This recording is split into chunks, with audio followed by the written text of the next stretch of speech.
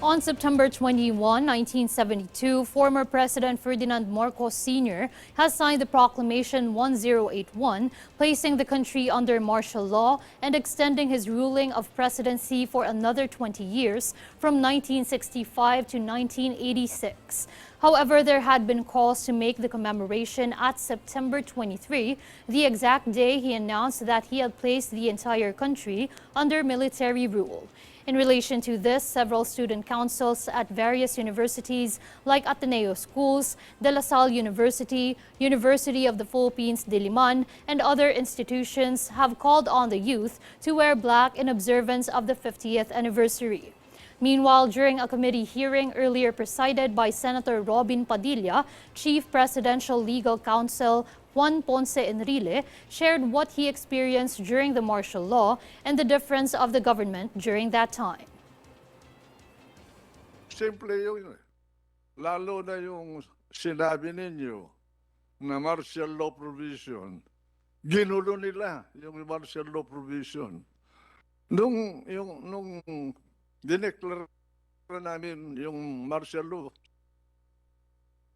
simple lang. The Supreme Court cannot interfere. Nobody can interfere. The power of the President was absolute.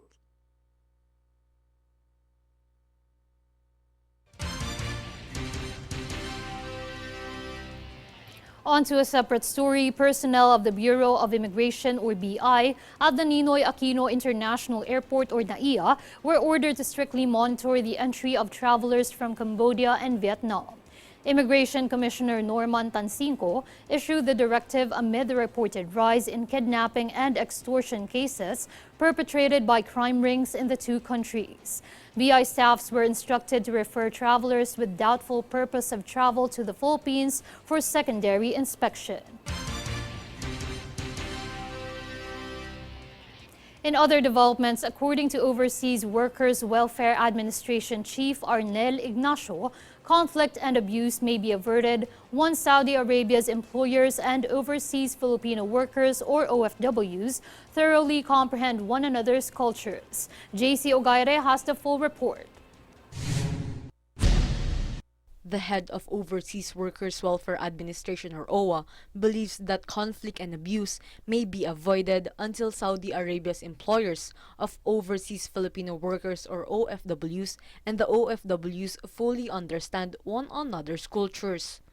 Overseas Workers Welfare Administration Chief Arnel Ignacio made the suggestion in response to the Department of Migrant Workers or DMW's recent announcement that the deployment prohibition on overseas Filipino workers to Saudi Arabia will be abolished beginning November 7. He claimed that he was relying on the Kingdom of Saudi Arabia to fulfill its promise to the Philippine government to strengthen the systems in place to guarantee the rights and welfare of Filipino employees. DMW Secretary Susan Toots Oples said Saudi Arabia and the Philippine government agreed to constitute a technical working group to monitor labor reforms and jointly resolve the concerns of workers. Ahmed Al-Rahi, a Saudi Minister for Human Resources and Social Development, signed the agreement with the DMW on the resumption of the deployment of OFWs to the kingdom. For Golden Nation Network, this is JC Ogaire.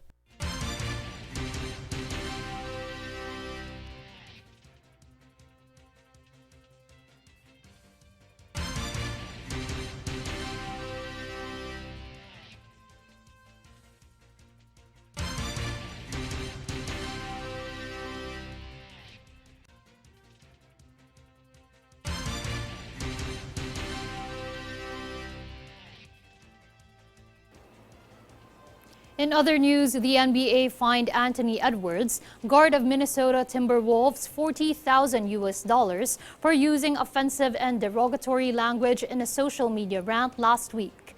In a video he posted on social media, Edwards used homophobic language. The video shows Edwards talking about a group of men he saw on the street.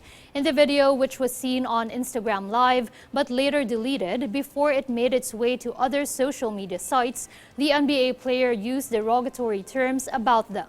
Meanwhile, Edwards has apologized for the incident.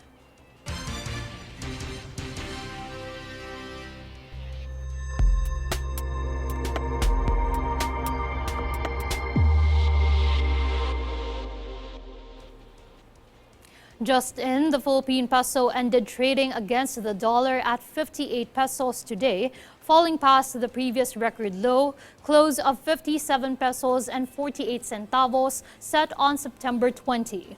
This is the second straight day the peso has weakened to a new record low. Other all-time record low of peso to dollar exchange rate for the past days were on September 16 at 57 pesos and 43 centavos and 57 pesos and 40 centavos on September 19.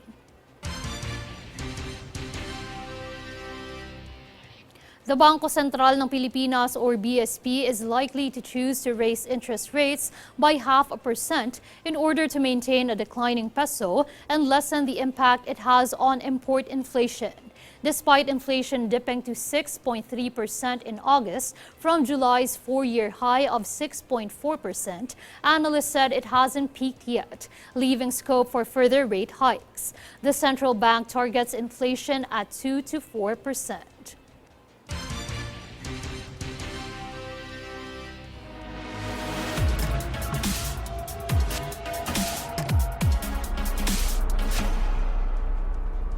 United States President Joe Biden will host British rocker Elton John for a performance on Friday at the White House. The tiny dancer and crocodile rock hit maker, 75, will headline an event where Biden and First Lady Jill Biden are also set to speak. The event will celebrate the unifying and healing power of music, commend the life and work of Sir Elton John, and honor the everyday history makers in the audience, including teachers, nurses, frontline workers, mental health advocates, students, LGBTQ+ advocates, and more. And here's a recap of today's headlines. Here are today's headlines. President Marcos Jr. says Philippines will soon achieve upper middle economy. Philippines records 1,600 new COVID-19 infections. LTFRB warns PUVs and operators over collection of higher fares. New set of SRA board anticipates refined sugar prices to stabilize by November. NBA fines Anthony Edwards $40,000 for homophobic tantrum. Elton John set to perform at White House on Friday. Fair and balanced news. Comprehensive reports that will take you to the heart of the action. This is News Force. And those were the top stories of the day. Stay updated on the day's biggest stories. Get updates on our Facebook page, facebook.com/Golden Nation Network. I'm Mai Salazar, and this is News Force.